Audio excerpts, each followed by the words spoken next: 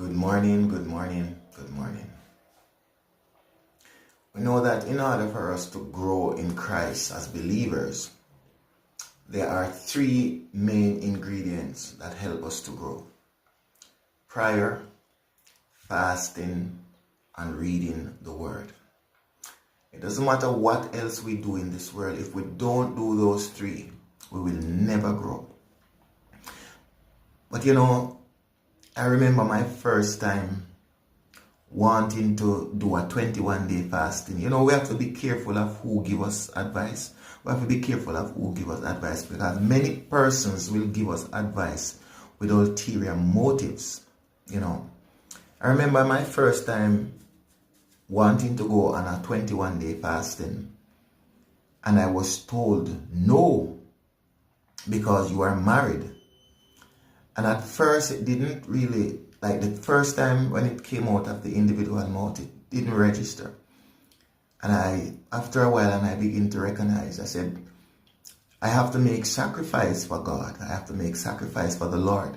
Because even though I am married, even though I have a wife and I have children, but the Lord should always be the first person in your life, and your wife would be the second. So meaning that we should prioritize God above everything else. But at that time, I wasn't thinking that way. But after maybe a few days or a week or so, and then the other year, because there was a yearly 21-day thing, and then when I was told that I cannot do it because I'm married, and the excuse was that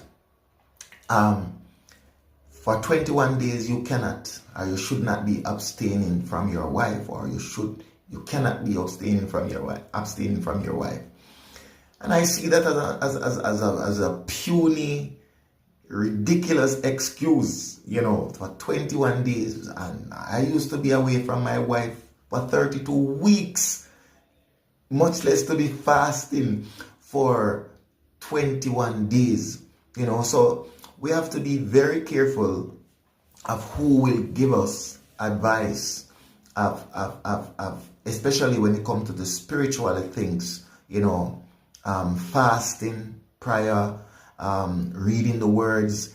Nothing should substitute those things, And I can tell you, from my first 21-day fasting, it helps me to grow so much. So it is important that we do fasting. It's important that we do prayer, and also reading the words of God.